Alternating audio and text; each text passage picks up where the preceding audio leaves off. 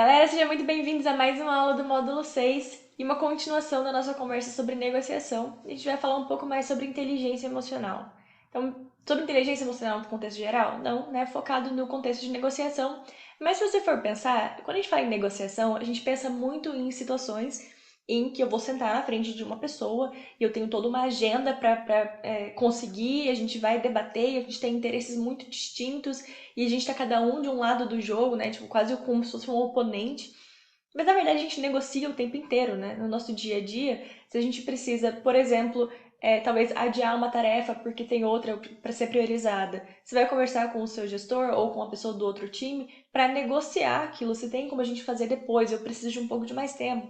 Você negocia com alguém que você precisa de ajuda, você vai buscar ajuda, você fala, não, vamos ver se tem algum jeito que a gente consiga, né, trabalhar nesse outro projeto, que você precisa de mais ajuda, mas também conseguir fazer isso que eu preciso. Então, o tempo inteiro nos nossos relacionamentos no trabalho, a gente está negociando, a gente negocia muito mais do que a gente percebe, até porque a gente tem uma noção muito distorcida do que é a negociação. A gente pensa só em momentos muito formais de negociação. Do mesmo jeito que a gente pensa sobre vendas, né, no momento só formal de vendas. E o tempo inteiro a gente tem que vender nosso projeto, vender nosso posicionamento, né? Então, esse conjunto de habilidades, quando a gente começa a estudar eles, a gente tem uma expectativa de que a gente vai usar em momentos muito pontuais da nossa vida, mas na verdade a gente precisa para o dia a dia, para ter um dia a dia bem sucedido e um dia a dia até mais satisfatório, né? Porque quando você aprende a negociar bem, essas mini negociações do dia a dia, elas não vão te drenar tanto mais, porque você entende o que você está fazendo, você vai ficar menos frustrado. Eu acho que uma negociação mal feita é uma coisa que pode atrapalhar muito o relacionamento que você tem com aquela pessoa, se vocês se sentem muito como oponentes, né, e não como parceiros naquela negociação. E como eu falei, a gente tem mini negociações acontecendo o dia todo, e é bom a gente começar a prestar atenção em algumas técnicas que a gente pode usar para melhorar aquilo. Não só porque vai melhorar a resolução daquela negociação específica, mas porque existe um outro objetivo de uma negociação. Você tem, né, como eu falei sobre os estilos de negociação, a gente tem a parte do tópico mesmo que está sendo discutido, do objetivo daquela negociação, mas a gente tem o relacionamento também. Então, sempre que você está engajando em uma negociação com alguém, não só o que você vai tirar daquilo é o objetivo final e é finalizar aquilo e é conseguir que aquilo seja feito, mas também é o relacionamento que você está estabelecendo com aquela pessoa. E principalmente no nosso dia a dia, essas mini negociações que a gente passa, né, no local de trabalho com os nossos colegas, com pessoas de outros departamentos, com o nosso chefe, ou com pessoas que reportam pra gente, caso você já tenha, né, um estagiário, alguma coisa assim, alguém reportando pra você. Essas mini negociações, elas são ótimas oportunidades de criar relacionamentos também, porque você vai ter essa recorrência de negociações, porque elas estão acontecendo o tempo inteiro, né? Se você está trabalhando junto, você o tempo inteiro tem, né, o seu interesse, tem o interesse da pessoa, mas existe um interesse em comum ali que você quer chegar e que você quer ter essa pessoa do seu lado, né? Não lidar com a pessoa como se ela fosse o seu adversário. Agora, o problema maior é que quando a gente pensa em negociação, a gente pensa realmente que é uma competição, que é uma, né, para a pessoa ganhar, eu vou ter que perder, para eu ganhar, para eu ganhar, para eu ganhar, a pessoa vai ter que perder. Então, primeira coisa para esclarecer é que existem tipos diferentes de negociação. Então, você tem negociações em que a pessoa está entrando ali para com essa ideia de tipo uma pessoa vai ganhar, uma pessoa vai perder, né? Win-lose situations. Então, que isso na verdade é para alguém vai sair prejudicado ali, o relacionamento pode sofrer muito com isso. Tem a situação que as pessoas negociam para chegar num compromise, para chegar naquele meio termo, para chegar numa coisa que eu não tô muito satisfeito, mas eu também não tô muito insatisfeito com a solução. Mas o que a gente quer realmente chegar é em situações em que os dois lados sintam que ganharam, né? Só que no nível muito superficial da negociação, é muito difícil chegar nessas situações, porque se fosse óbvio o cenário em que os dois lados saem ganhando, tudo se tornaria muito mais fácil, né? Mas aqui na superfície, no primeiro momento, parece que os posicionamentos são muito antagônicos. Então você precisa extrair muito mais informação do outro lado para entender exatamente o que aquela pessoa quer por detrás do posicionamento que ela está tomando, né? Qual que é o sentimento que está movendo aquilo? Quais são os outros interesses? Talvez ela não esteja me falando, para daí poder encontrar uma solução que a pessoa saia ganhando e eu saia ganhando. Porque no que a gente está verbalizando inicialmente, realmente vai soar um pouco mais como uma competição. Então a gente tem que cavar um pouco mais para achar essas informações que não estão sendo tão. Não estão sendo colocadas na mesa diretamente. E é para isso que a gente usa muito de inteligência emocional, né?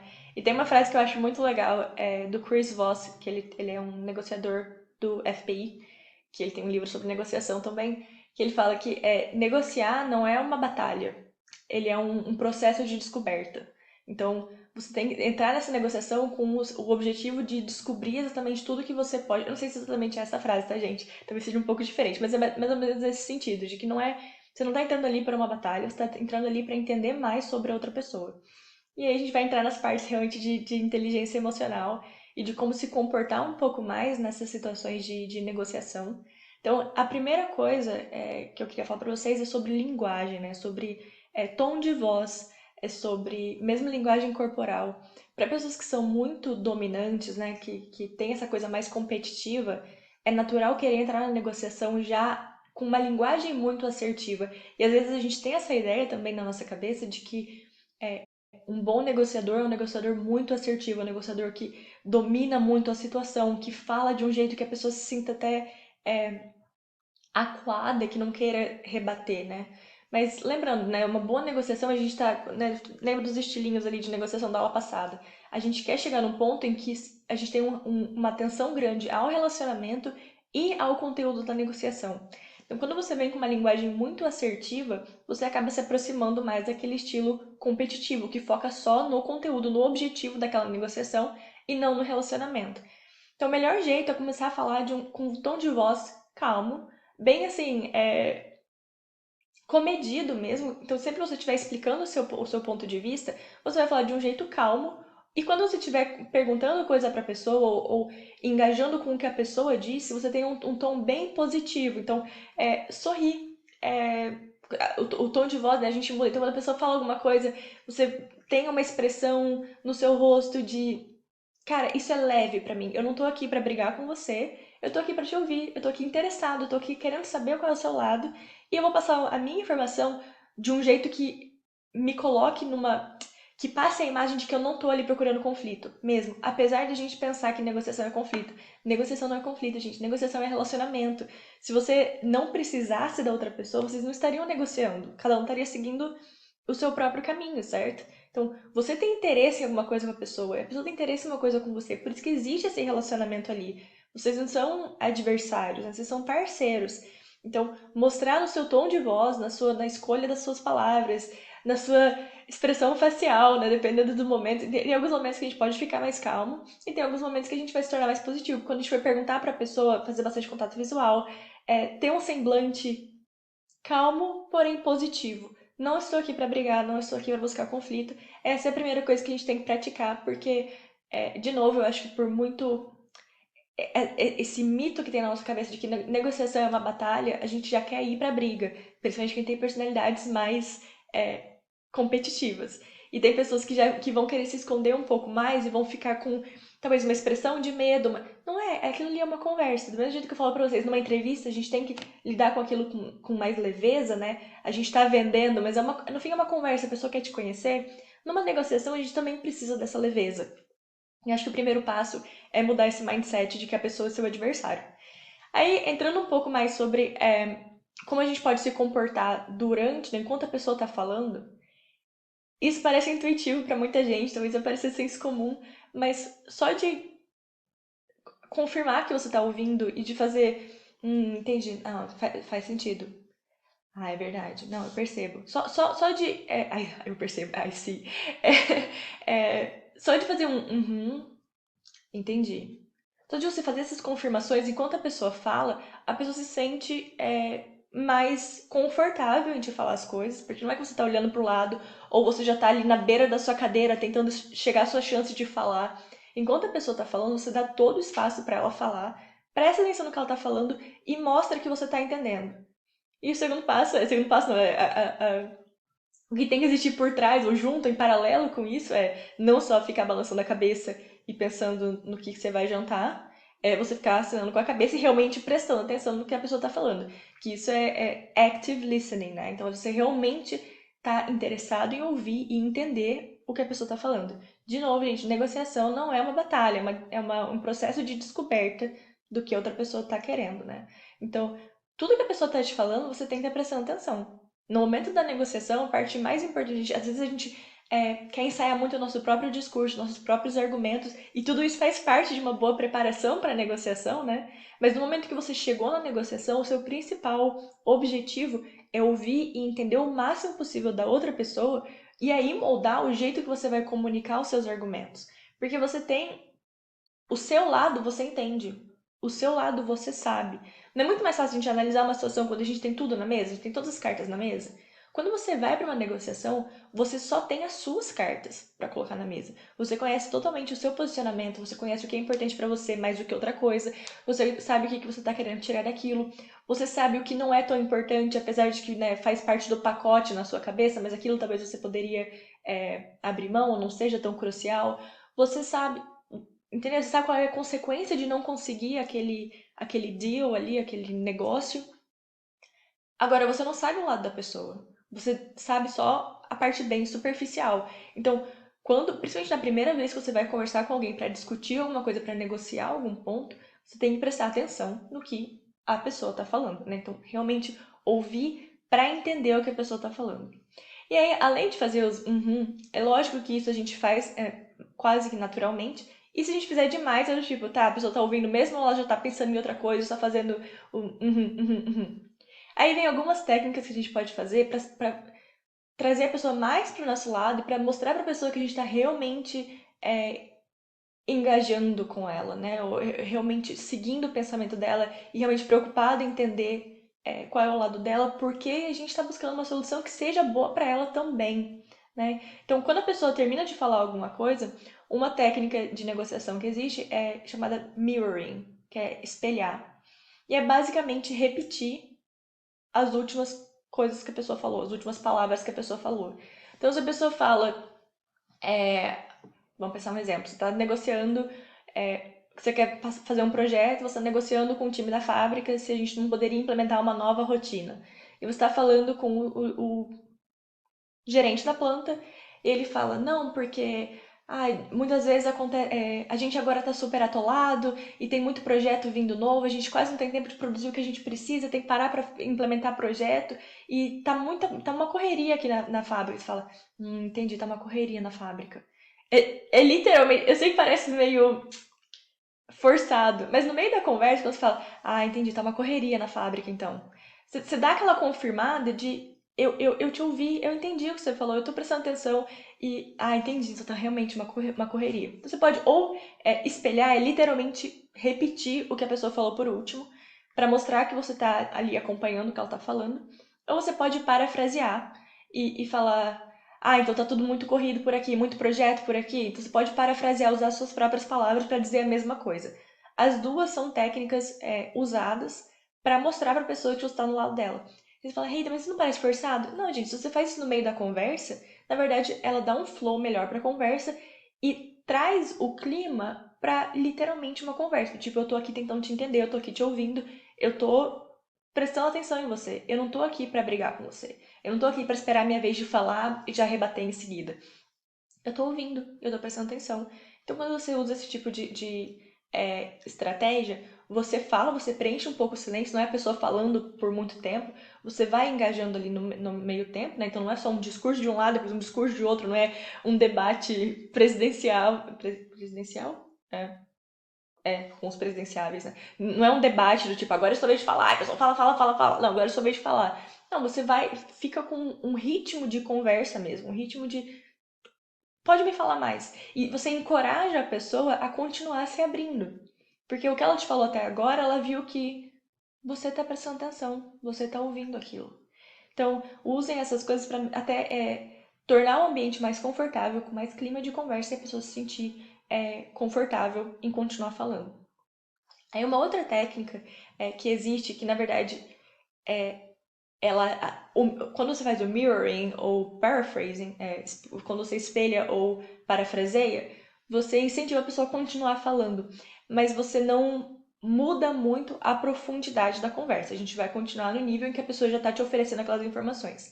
Tem uma outra técnica que ela tenta entrar fazer a conversa ir um pouco mais profundamente, chama labeling, ou dar um rótulo, rotular, talvez, né, em português. Rotular a emoção da pessoa. Então, quando o gerente da planta falou que aqui já tá muita correria, a gente já tá sem tempo para fazer nada, para ficar implementando um projeto que a gente nem sabe se vai dar certo. Aí você fala, então parece que você tá com medo do projeto não dar certo e ocupar muito tempo de vocês.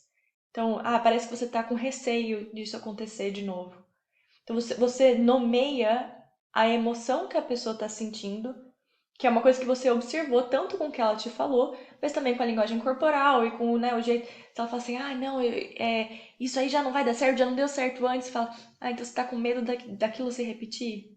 Você pode perguntar, ou você pode só falar assim, não, parece que você tá então com medo de que esse projeto seja a mesma coisa daquele último que deu errado. Parece que você tá com medo da gente usar muito tempo de vocês. Ou parece que você tá frustrado que muitos projetos ficam vindo e acabam dando errado. É aí que a pessoa fala, não é que eu tô frustrado, é só que, entendeu? Mesmo que não seja a emoção certa que você falou, que você rotulou, se a pessoa estiver sentindo uma outra coisa, ela fala, não é que eu tô frustrado, é só que eu quero que a gente preste atenção é só que eu tô cauteloso, eu só tô com... A pessoa talvez vai falar o que ela tá sentindo.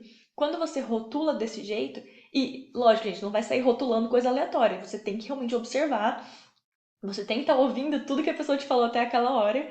E você tem que, né? Às vezes a gente sabe o que a pessoa tá pensando, né? A gente sabe mais ou menos o posicionamento da pessoa. Então você usa todas as informações que você tem para falar. Então parece que você tá frustrado, que muitos projetos vêm, ocupam muito tempo e acabam dando errado. A pessoa fala, é muito frustrante, porque pra gente, a gente para de fazer o que a gente tá fazendo para implementar esses projetos que não foram pensados o suficiente. Então a pessoa daí já começa a desabafar muito mais ali para você e colocar muito mais o que é importante para ele. Então, o importante para ele não é talvez o fato de que ele tem que parar a produção dele para fazer o seu projeto. É que ele não está convencido de que o projeto realmente vai dar certo. Então, ele viu muitos projetos virem com a mesma quantidade de informação que você está trazendo agora e o projeto deu errado mesmo assim porque vários fatores não foram pensados. Então, quando você rotula a emoção e a pessoa ela se sente mais motivado a te dar mais informações sobre o que ela está sentindo. E ela acaba se abrindo muito mais. E, de novo, é um processo de descoberta mesmo, beleza? Então, isso de rotular a emoção é um jeito de... E também mostra muito empatia, sabe? Mostra muito que você tá prestando atenção e que você tá entendendo o que a pessoa tá falando. Você não tá... De novo, gente, é uma parceria. Você quer que a pessoa entenda que vocês dois estão do mesmo lado. Vocês têm interesses diferentes naquele momento e vocês estão procurando uma solução que acomode os dois interesses, né? Que todo mundo sai dali feliz, não é um acomodar a vontade do outro, é vocês juntos, né, trabalharem para conseguir uma solução. E aí eu falei de empatia, já vou entrar no resumão disso tudo, que isso na verdade que é empatia. Porque às vezes a gente usa a palavra empatia, a pessoa não tem empatia, quando a pessoa discorda de alguém. E na verdade, empatia não é simplesmente concordar com o ponto de vista da outra pessoa, mas é entender o ponto de vista da outra pessoa, né? Você tem o seu posicionamento, mas usando a empatia e usando isso de realmente ouvir o que a pessoa está falando e de procurar entender como a pessoa está se sentindo, de testar um pouco a sua percepção para ver se aquilo está certo, isso é empatia. Você pode continuar discordando da pessoa, você pode continuar defendendo o seu posicionamento, mas você usa toda essa construção de relacionamento, de conversa, para realmente entender o outro lado. Isso sim é empatia. É entender como a outra pessoa está se sentindo. Entendeu? Então, dentro de uma negociação, essa é a principal habilidade nossa. Então, eu trouxe algumas técnicas para a gente usar para realmente ouvir. De novo, você não precisa acertar de primeira. Você não precisa entender o que a pessoa quer naquele primeiro momento. É para isso que serve todo o processo de negociação. Não tentem correr para uma solução antes de entender o que é importante para outra pessoa, antes de ouvir realmente né, o que ela está interessada, quais são os medos dela, o que é realmente importante para ela naquela negociação. Quando você vai para a negociação, você entende o seu lado, você não entende o da pessoa. Então, todas essas técnicas de para melhorar a sua empatia, para melhorar a sua inteligência emocional dentro de uma negociação, é um jeito de falar, de realmente engajar numa conversa com a pessoa e conseguir resultados muito mais positivos na negociação, né? Porque depois, a partir do momento que você entende o que a pessoa está sentindo e o que a pessoa está procurando, aí a possibilidade de achar soluções se torna muito maior. Então era isso que eu queria passar para vocês, gente. Deixa eu ver aqui. Não, eu cobri tudo. Tem uma colinha aqui. Cobri tudo. Então era isso que eu queria passar para vocês sobre empatia e sobre negociação e ouvir ativamente o outro lado e como que você pode realmente encorajar a pessoa a continuar falando. E prestar atenção, gente. Primeiro, negociação é um processo de descoberta. E a gente vai falar um pouco mais sobre princípios da negociação na próxima aula, que é a última do módulo.